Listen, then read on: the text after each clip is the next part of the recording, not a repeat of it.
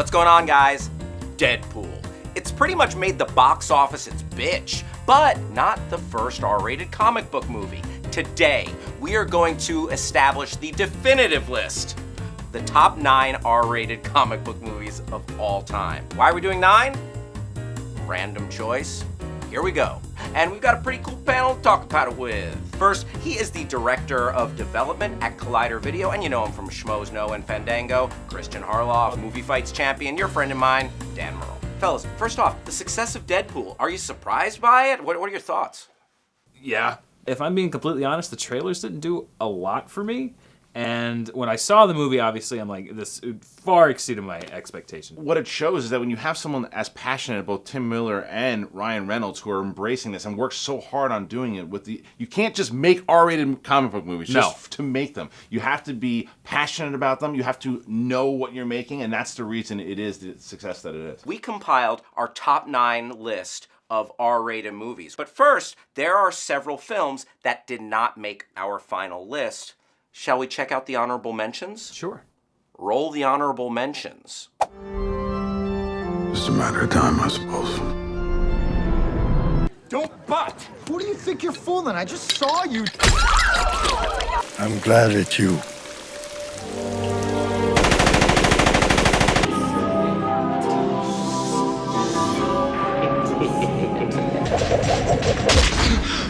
Victims, aren't we all? I was about 5 or 6. I was sexually attracted to Bugs Bunny. What are we in slow motion here? Come on, what are you, hypnotized? Have some more kids, why don't you? So what you're saying is you identify with those nerds? Yes, I consider myself a nerd. The big one that people are gonna, I think, be surprised is not on our list is Watchmen. Right. And there are a lot of fans of that movie. I think we all agree that Watchmen is a great, fantastic graphic novel. The movie maybe didn't resonate as much as the source. Yeah, I felt kind of the same way. I think that as far as how it looks like it came right off the graphic novel straight into the film. I was the only one that had Watchmen on my list. That opening sequence is one of the best things ever put to film comic book wise. It is certainly a film to be admired. Yeah, it is sure. Absolutely a film to be admired. Our final list. Should we start with number 9 and work our way down? Let's do it. All right. V for Vendetta.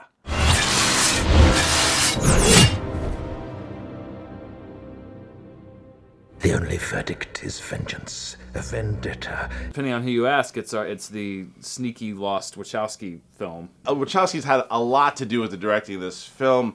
James McTeague kind of directed it.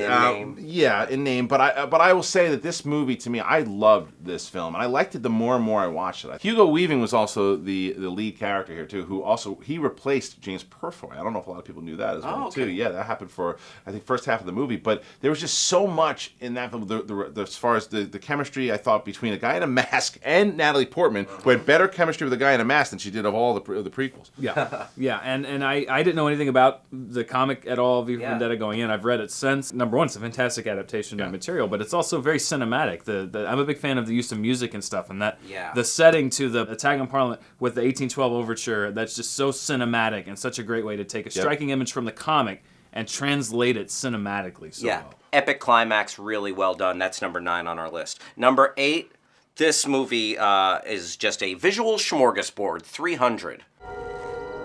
Madness. This is Sparta! This was really, I think, Zack Snyder's coming out party, even though he had the Dead remake, but this was the one that everyone was like, well, who's this guy? And then Gerard Butler, again, also showing up.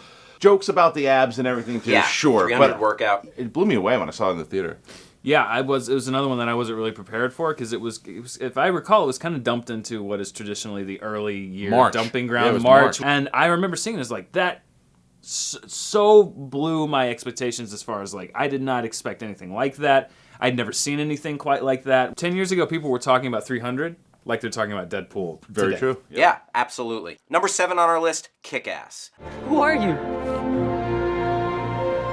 I'm Kick-Ass. I mean, for me, it's still Aaron Johnson's best work, and that really was an arrival for Matthew Vaughn. Yeah, he had done Stardust and Layer Cake, but it absolutely was, because this is a movie where you got a little girl cursing like this and killing people. You're not gonna be able to put that on screen, and he did it, and he did it really well. And Nicolas Cage crushes that. This might not have been on my personal top 9, but I can't begrudge it being on this top 9 because just for Nicolas Cage alone. But it's really no more painful than a punch in the chest. Why are you getting punched in the chest? You're gonna be fine, baby doll. Absolutely. And McLovin is great in that as well. Yeah. Great role for McLovin. Yeah. Christopher Mintz-Plasse. Yes.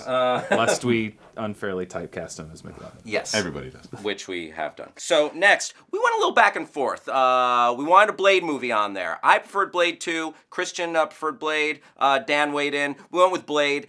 Some motherfuckers are always trying to ice skate uphill. Yeah, the only reason for me that I think Blade just gets a little higher up than Blade 2 is because it set the way. It was without Blade 1, obviously, Del Toro's not able to do what he did in Blade 2. You pitch that Wesley Snipes is going to walk around as a half vampire. It sounds ridiculous. The movie still works today, and I still think it doesn't get enough props for what it did, because it came out right before X-Men did. Superheroes kind of took a break. They did. Yeah. Blade was the one that really came back first. It's insane to think of now, but people forget that in the era of Daredevil and the Thomas Jane Punisher, for a long time, Blade was the good Marvel movie. Yeah. It's true. Absolutely. Here's Matthew Vaughn again. Kingsman.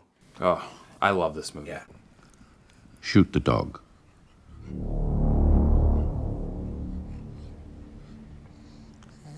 I thought, oh boy, this looks like a Kick-Ass ripoff. He's just going to do Kick-Ass Light. What is this? I'll go see it. Blew me away.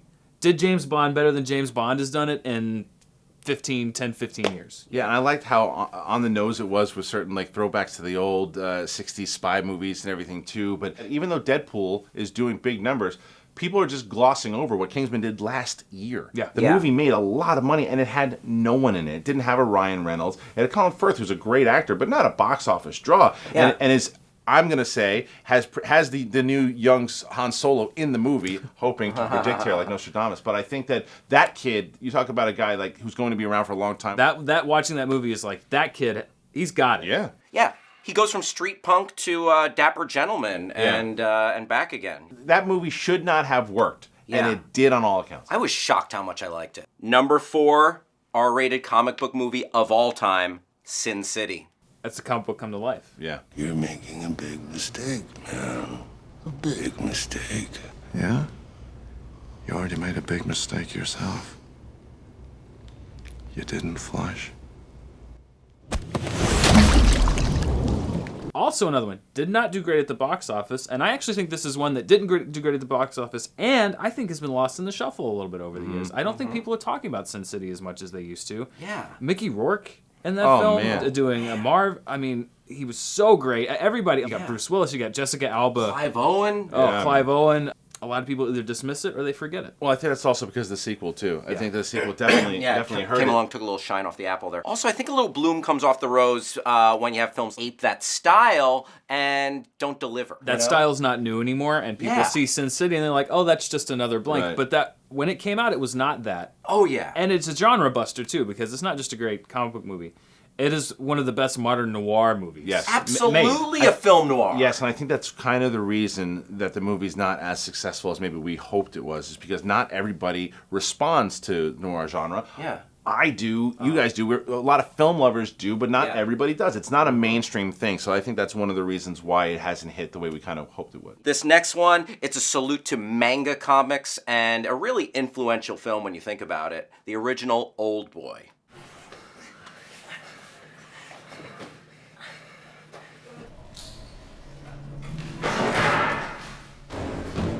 Didn't know until we were doing our research that this was based on manga. What a great movie. Yeah. Just talking about the Brolin one, right? The Spike Lee one. Spike Lee. Yeah. No. Mind F. Yeah. All the way around. When you see that film, you're just like, wait a minute. There's certain things that that's why I don't think that the remake worked, because if it is an American version, I think you can get away with certain things coming from manga into foreign film that works a lot better than the transfer did. And that movie, when you see it, yeah, if you haven't seen it, don't wiki it, don't Google it. No, don't. the fighting. I mean, I watched Daredevil, the Netflix Daredevil, the hallway fight scene. I was watching that and I was like, oh boy. Yeah, Yep. and it's funny though too, because that's a movie I guarantee you, if you've never seen it before, don't know anything about it, you will at the end of the movie be like this. Old boy, well-deserved recognition. All right, number 2, Deadpool.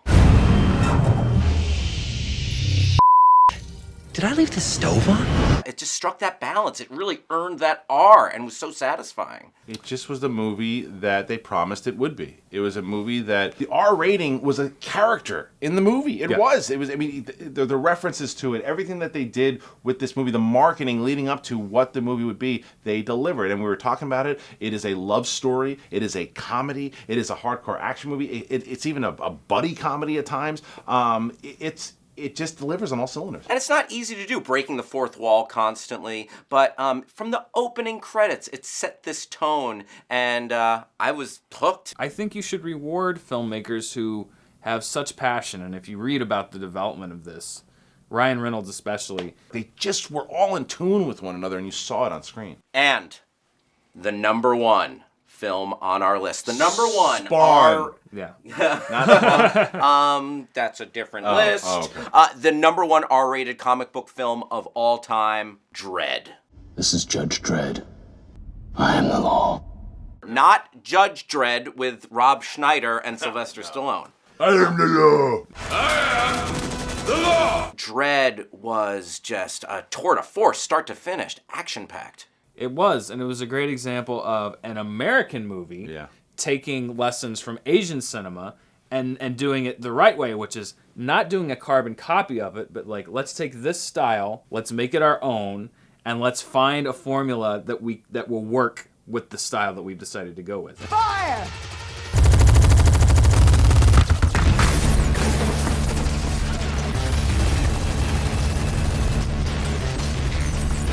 I saw that movie, was blown away, and it was also, you've got to give credit to Carl Urban, who is an actor, he's a movie star, and he was totally cool, not showing his face the entire time, because that's not what the character called for. It was about, this is who he was all the way through. I thought Lena Headey was great. I saw it in the theater, I saw it in 3D. It was the best use of 3D since Avatar, for sure. It wasn't just converted, it really worked and served the story. I'm bummed that we're not getting a sequel for it. It's just not going to happen. Can I pitch something that might get it a sequel? Please. Dreadpool. Dreadpool. How great would that movie be? I mean, it sounds great. I mean, it seems like a no-brainer. Yeah. These are the things that should not be made now. They're making R-rated comic book movies. So there you have it. That's our list. What's your list? What did we leave off? Let us know in the comments section below. Best answer and reasons why. We will send you a Screen Junkies t-shirt. I gotta thank Christian Harloff. Check him out on Collider, Schmozno, Fandango, and Dan Murrell.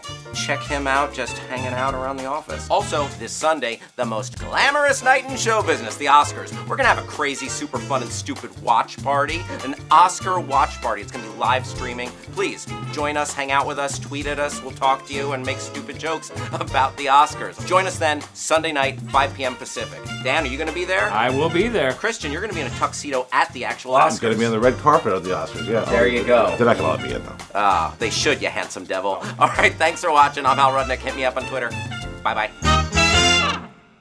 Bryan Cranston. He's nominated for Trumbo. Way back in 1982, he was a man struggling with his very own sexuality. Do you want to continue to live the gay side of your life? He fulfilled needs that I obviously can't fulfill.